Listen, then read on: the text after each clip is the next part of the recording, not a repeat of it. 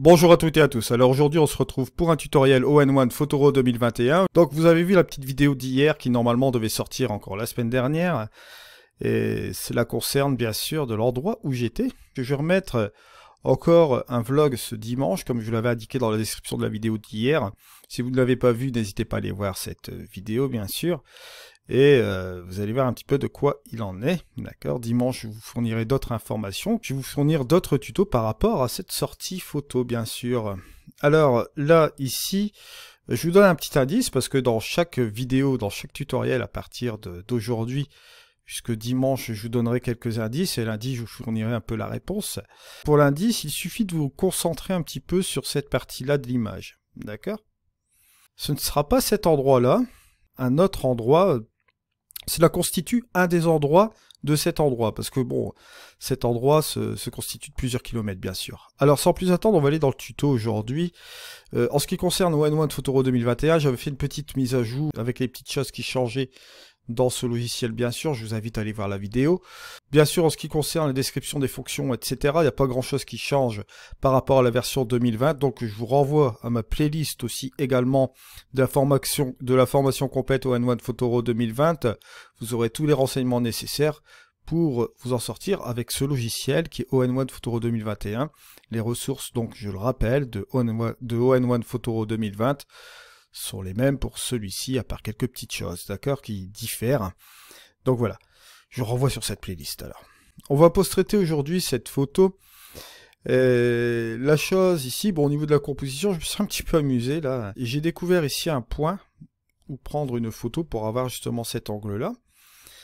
Et je trouve intéressant la symétrie avec ce premier plan que vous avez là, puis les nuages, vous voyez, ça fait un petit truc comme ça.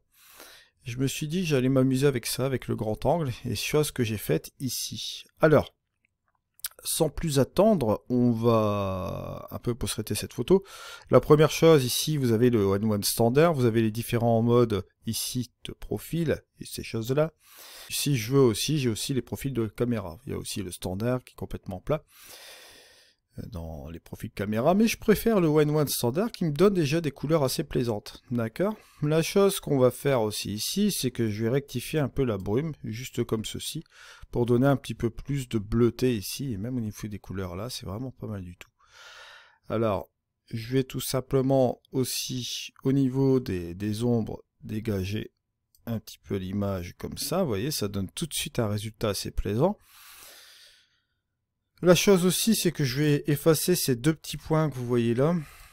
C'est les deux points qui sont dus à la longue exposition. Donc ça, on va enlever cela. Hein. Hop, 1, 2, ça va vite. Voilà, ça c'est fait. Une des fonctions qui va très vite, vous voyez, hop, c'est débarrassé. On va continuer. Bon, il y avait aussi ces petits trucs là, ça me distrait aussi au niveau de l'œil. Bon, allez, je vais l'utiliser encore, ce truc. Voilà. On va simplement faire ça. Voilà, regardez comment c'est rapide. C'est vraiment assez faramineux. J'aime bien cet effet-là. Bien sûr, si vous souhaitez vous procurer All-in-One Photoro 2021, vous avez toujours mon coupon code Editinol. Et ça permet également de soutenir la chaîne et de vous procurer bien sûr des tutos gratuits. Je pourrais contraster davantage ici. Allez, on va regarder cela comme ça. J'ai pas appliqué le mode automatique, j'y vais en manuel cette fois-ci. Voilà, je regarde un peu ce que ça donne. C'est pas mal au niveau des contrastes, ouais. Juste un peu comme ça. Je vais baisser un peu mes tons clairs. Voilà. Juste comme ceci. Ah bah tiens, j'ai encore une tâche de capteur là. On va utiliser notre chère chose ici. Je vais prendre les crochets, tiens. Boum. Voilà. Au revoir. Done. Et c'est fait. C'est vrai que l'outil de... Comment dirais-je, de gomme de chez All-in-One fonctionne très bien. Bon là, je regardais par rapport au départ. On a ici l'image de départ. Et vous voyez... Image de départ, image d'arrivée, vous voyez, c'est relativement assez sympa. Pas grand chose à faire sur l'image. On voit ici que la netteté est vraiment acceptable sur l'image, bien sûr. Alors, on peut rajouter un petit peu de structure, pourquoi pas. Voilà, sur l'ensemble ici à 15. On n'en parle plus. Voilà. Maintenant, ce que je peux faire aussi, c'est aller dans l'effet. On va ajouter un filtre, bien sûr. On va utiliser rehausser les couleurs au niveau du filtre, voilà. Juste comme ceci. Et je vais aller sur le canal bleu, voilà. Bon là, bien sûr, vous vous doutez bien, ça devient de la folie. D'accord? Au niveau de la saturation, il me la sature encore plus, c'est pas ce que je veux. Hein. Vous vous doutez bien. Je vais désaturer un petit peu plus les bleus. Je vais simplement régler ce canal de bleu là, comme ça. Voilà. Il n'est pas trop mal. Juste comme ceci. Donc voilà, on obtient un petit peu ce résultat là. Vous voyez, bon, c'est une image de jour, il n'y a pas grand chose à faire. Si vous faites la différence ici entre le avant et le après, regardez, hop, avant et le après. Vous pouvez même ajouter encore un autre effet ici, un autre filtre, bien sûr. Vous pouvez jouer sur une courbe. Voilà.